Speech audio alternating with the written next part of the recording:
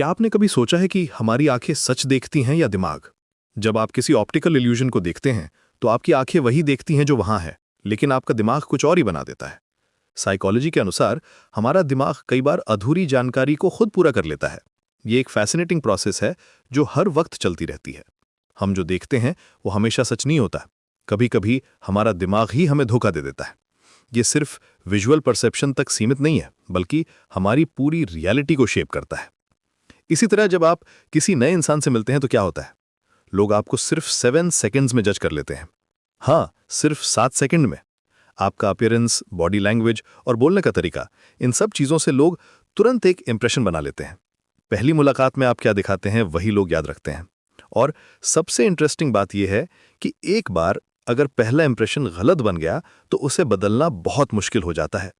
ये हमारे ब्रेन की एक ऑटोमेटिक प्रोसेस है जो हजारों सालों से चली आ रही है। अब बात करते हैं एक और फैसिनेटिंग फिनोमिनन की। क्या आपने नोटिस किया है कि एक बुरी बात पूरे दिन खराब कर देती है, लेकिन 10 अच्छी बातें भी उतना असर नहीं करती? इसे साइकोलॉजी में कहते हैं नेगेटिव बायस। हमारा दिमाग नेगेटिव एक्सपीरियंसेस को ज्यादा वेट देता है।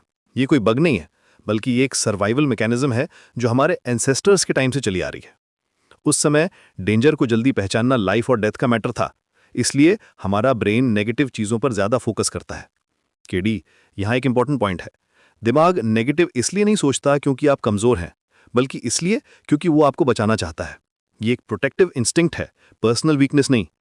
जब आप नेगेटिव थॉट्स के साथ स्ट्रगल करते हैं तो रिमेंबर करिए कि ये आपके ब्रेन का नेचुरल रिस्पॉन्स है। इसी से जुड़ी है ओवर थिंकिंग की प्रॉब्लम।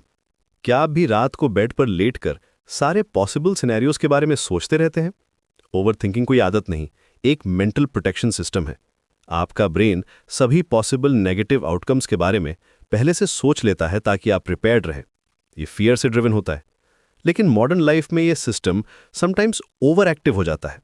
हर बात पर सोचना समझदारी नहीं, कभी कभी छोड़ देना भी जरूरी होता है। अब आते हैं एक बहुत ही इंटरेस्टिंग टॉपिक पर, सॉलिट्यूड और इंटेलिजेंस का कनेक्शन। साइकोलॉजी के अनुसार अकेले रहने वाले लोग खुद से बात करना सीख जाते हैं। वे सेल्फ वैलिडेशन डेवलप करते हैं और अपने थॉट्स को क्लियरली ऑर्गेनाइज कर पाते हैं। सॉलिट्यूड और लोनलीनेस में बहुत फर्क है। लोनलीनेस एक पेनफुल फीलिंग है, जबकि सॉलिट्यूड एक चॉइस है। जो लोग सॉलिट्यूड को एम्ब्रेस करते हैं वे अक्सर ज्यादा सेल्फ अवेयर होते हैं। अकेले रहना मतलब कमजोर होना नहीं, बल्कि खुद को समझना।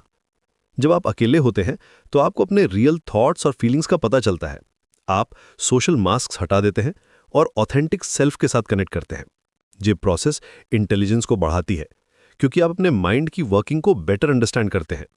तो अगली बार जब आपका ब्रेन आपको कोई ऑप्टिकल इल्यूजन दिखाए, या आप किसी के बारे में इंस्टेंट जजमेंट बनाए, या नेगेटिव थॉट्स आए, या ओवर थिंकिंग स्टार्ट हो जाए, तो रिमेंबर करिए कि ये सब आपके ब्रेन के नेचुरल फंक्शंस हैं।